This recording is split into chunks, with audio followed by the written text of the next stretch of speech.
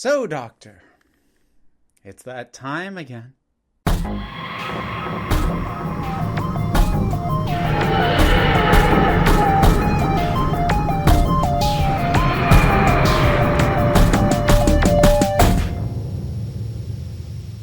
Oh, how these announcements just throw off all the plans I have for what I'm going to do with my day. But I can't leave this. I can't even bump what I was planning to do on Saturday. This has to happen right now, this talk. It has been officially announced and confirmed by the BBC that both Chris Chibnall and Jodie Whittaker will be departing Doctor Who. Not right away. So there's a lot of details to go over, and there's a couple of things that I want to be sure to emphasize, because I know that there's a lot of things that are going to get twisted by some elements of the fandom out there. A lot of them are going to be shouting, see, we were right, they were leaving after Series 13. Well, first of all, you same people said they would be fired after Series 12 or whatever, but, you keep pushing it back, eventually, yes, they will leave, and you'll be right. But they're not leaving right after Series 13, which airs later this year. There are going to be 3 specials in 2022, and that will close out Jodie Whittaker. So in terms of her time as the Doctor, it's actually mirroring David Tennant more than anybody else, who did 3 series proper and then his specials. He did 4, she's getting 3. Now, granted, there's some other weirdness because Jodie's series have been shorter than Tennant's were, but that was something that I suspect would have happened regardless of who was in charge. And plus, we've had COVID in the mix, and it's been weird. But that appears to be where they're sort of mirroring things off of. Now, as far as both Chibnall and Whittaker leaving at the same time, for Whittaker, it's actually not that different from the last few Doctors. I mean, Tennant got more specials than the other, basically got a series of specials, but it actually seems to have become pretty standard for the actors playing Doctor Who. 3 series, close out with a special, or 2.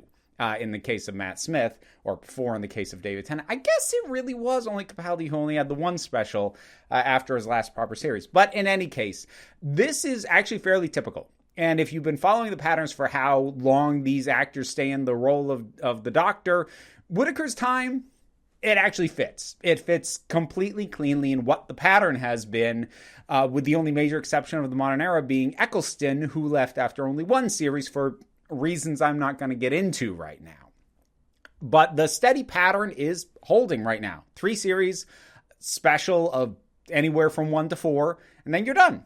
So Chibnall leaving this quickly, that is a little bit more atypical. This will make him the shortest tenured showrunner for the modern era of Doctor Who. Now, no doubt some out there in the fandom will be saying that it's because he was terrible, he was fired, they asked him to leave, he fled because no one was liking his ideas. Look, while I will concede all of that is possible, none of it is confirmed and it's not necessarily true. For what we know right now, it is equally plausible that he just only ever planned to do this. And that's what he's currently saying. What he is currently saying is that both he and Jodie Whittaker went into this. The plan is 3 years and then done. Now, it turns out 3 years on a little extra with the specials, but yeah, 3 years and done. And I did double check this because that kind of rang a bell, and wasn't there supposed to be a 5-year plan? I went back and checked those original news articles, and there's something that I noticed there that I had never noticed before. Although it was claimed when Chibnall, shortly after he was first announced as the new showrunner, that he had a 5-year plan, he himself never made that claim, nor did anybody working in the BBC directly with Doctor Who. The person who said that was James Strong, who is a friend of Chibnall's and was a collaborator and a director on Broadchurch. So he was taken as a reliable source, but Chibnall himself never said he had a 5-year plan that I was able to find. So I don't really have a reason to doubt him when he says this was always his plan, to come in with a 3-year timeline and scheme and to close that out and then move on to other things. Now, again, I will grant it's possible that's not true. And it's certainly true that it's fairly standard industry practice that unless it is impossible to claim that something was planned all along, that's generally what you're going to want to do. Even if something has gone off the rails, it's standard policy within the industry, and not just the BBC, Hollywood, film and entertainment making in general, to claim that the way things are going is the way it was always planned to go.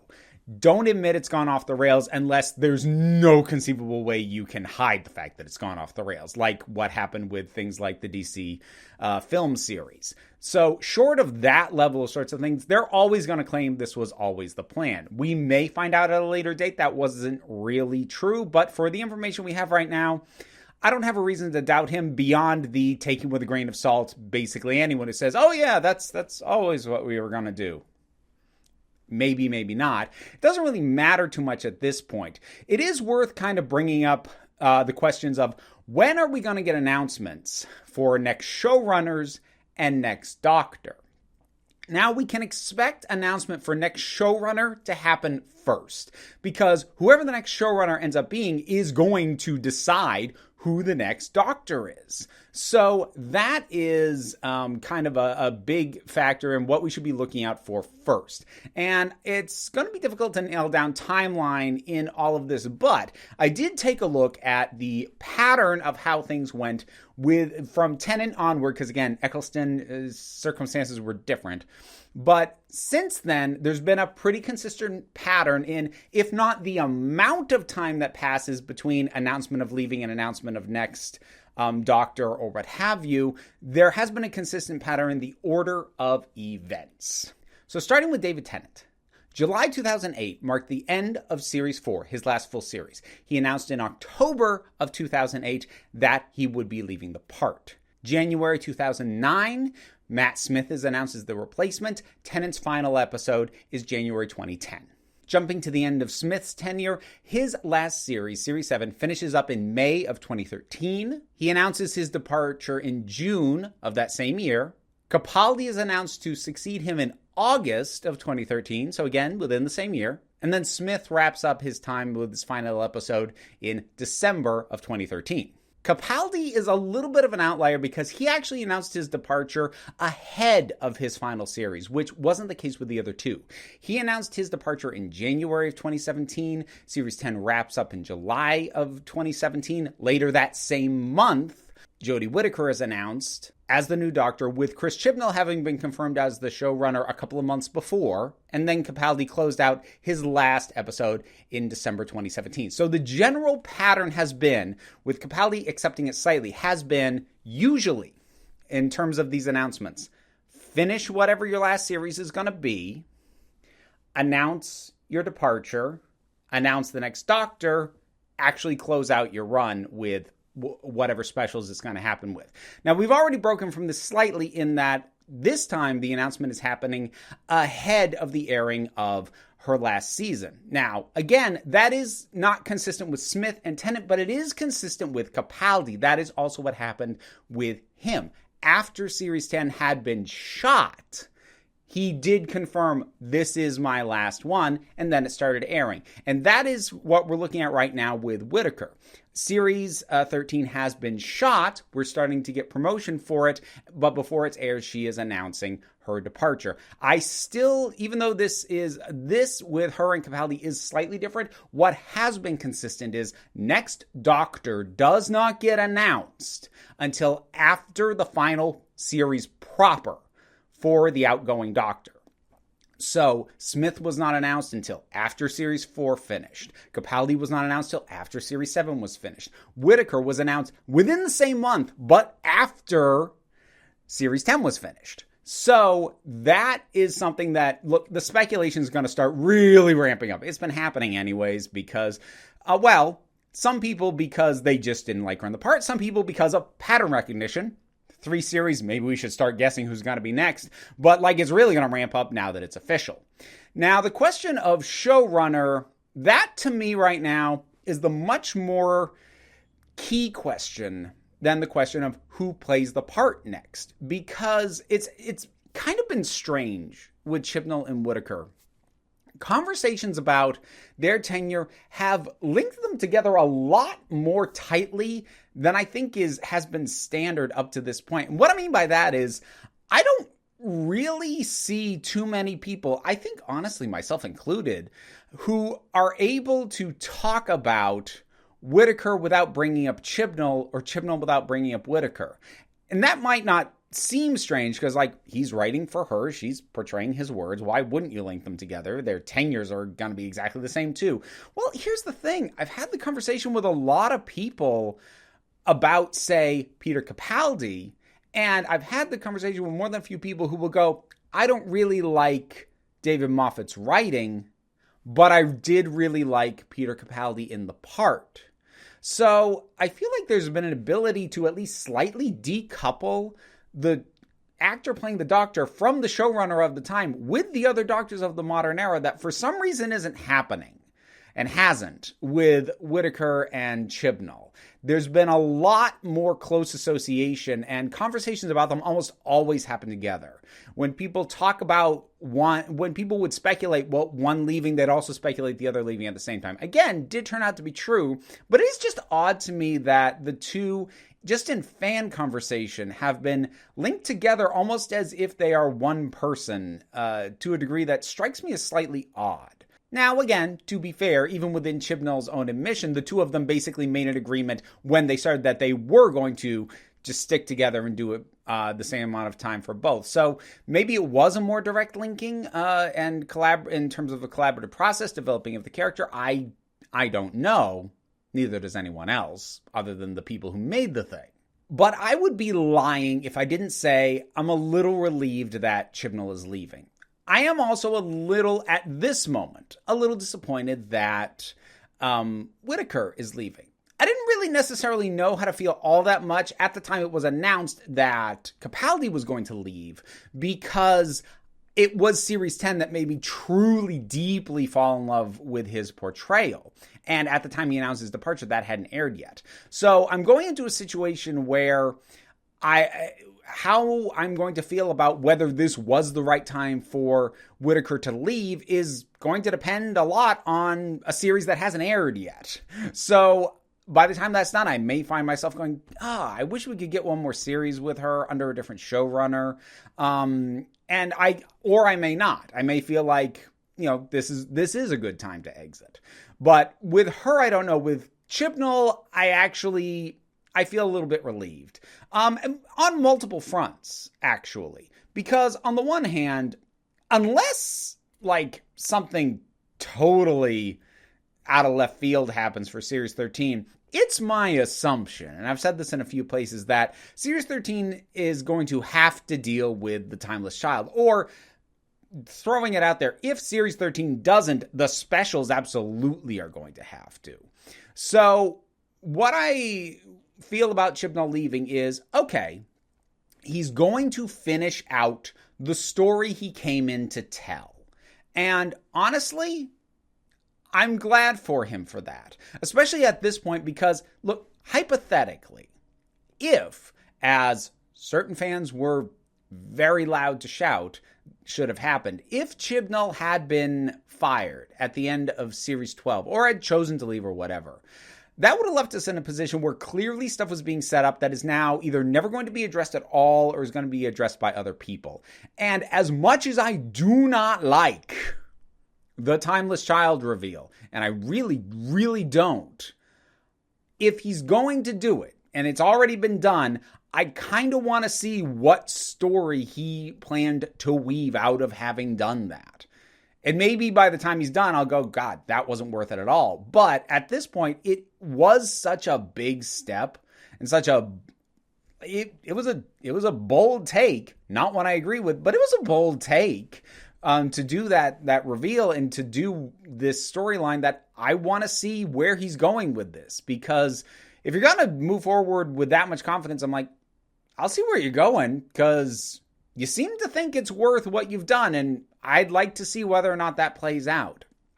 That having been said, as much as I am happy that I do strongly believe that he is going to be allowed to wrap up that story, I'm also kind of glad he's leaving after that. And actually, the fact that he's announced his departure makes me feel more confident that he is going to wrap up the Timeless Child story, because if he doesn't have to worry about keeping on either the fan or the BBC's or the production team's good sides for futures past that. He can just do the story he wants to do and not necessarily have to worry about keeping everybody happy because, oh my God, what if they don't take me back next year? I mean, there's a certain amount of freedom in knowing you're not staying and you can do the thing you want to do. Again, whether me or you or anybody is happy with what that ends up being, we'll see. But I do appreciate that he's going to have the chance to do that. Again, that said, I'm kind of glad he's leaving. I have not been an especially big fan of, well, the writing under him. And most of the weakest scripts were written not only under his tenure, but by him. So I'm not exactly bemoaning the loss of Chibnall. To be fair, I wasn't really bemoaning the loss of Moffat either by the time it happened, because it really did feel like he had kind of burned through whatever it was that he had, his idea piled. It seemed like it was starting to run empty by the time he was done. So I wasn't really bemoaning that either, but it's worth comparing because with Chibnall, it's a shorter amount of time. And I'm like, okay, look, finish out your story and let's move on to something else.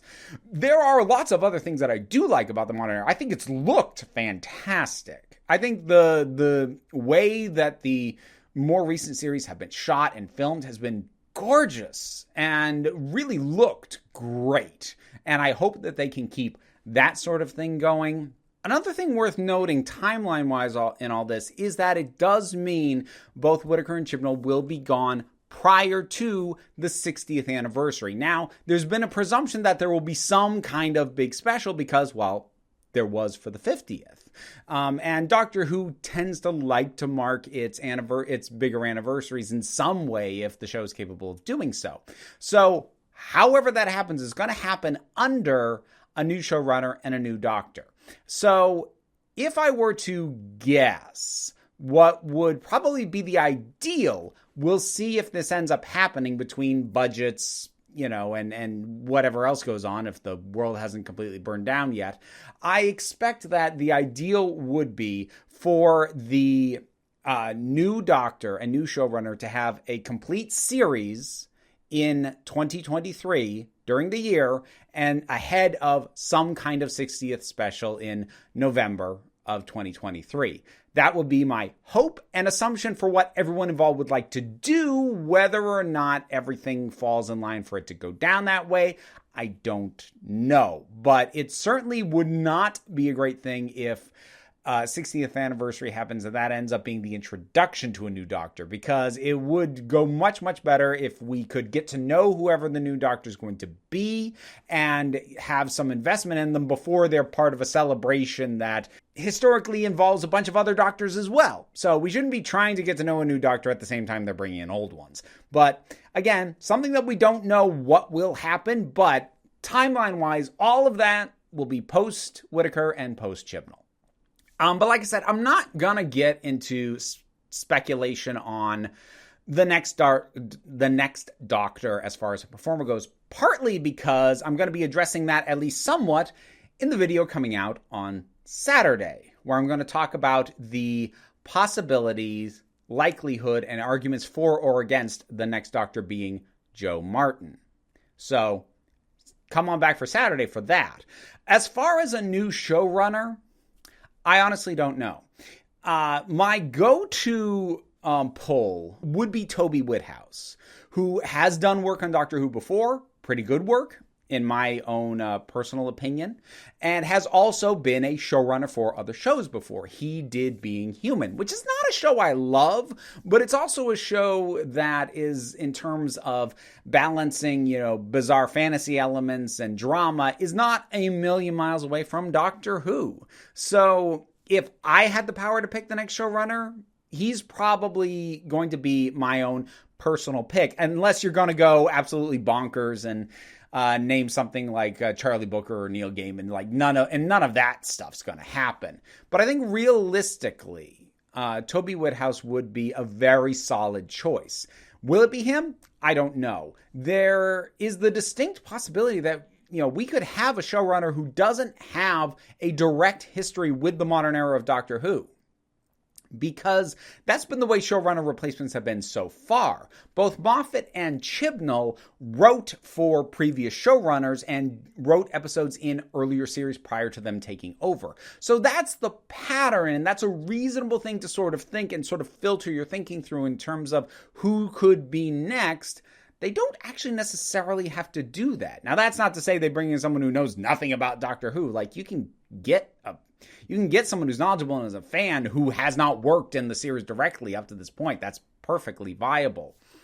But, yeah, it's going to be crazy times in Doctor Who fandom for a while as speculation runs rampant about next showrunner and especially about who the next Doctor is going to be. But seriously, folks, you're not going to find out till towards the end of this year, at best. But that's where we stand. Chibnall's out. Whittaker's out. I hope now, even more than I was before, for the best for their final run of episodes. Because knowing that they're leaving, I would like them to finish strong. I would like that for me as a fan, and I would like that for them as creators. But we're going to have to wait and see, as we so often do. What are your thoughts on all of this or anything that I've brought up? Whatever they are, drop something down in the comments. Let's talk about it. Be polite. It's fine to be happy if they're leaving. You don't have to like either of these creators, but do not be rude and do not make direct personal attacks to either me, them, or anyone else in the comments. I have been dealing with some nonsense lately. I will swing the ban hammer. But if you can keep it polite, you don't have to agree with me. I still want to hear what you have to say. I've also got a Patreon, which is how you can support me even further. There's also YouTube memberships. There are rewards available in both of those formats for every tier of support. But you also don't have to. I mean, the likes, the shares, subscribes, those help me too. But I'm not going to tell you what to do. Because at the end of the day, you are the council. I'm just running the meetings. And until next time, this council is adjourned.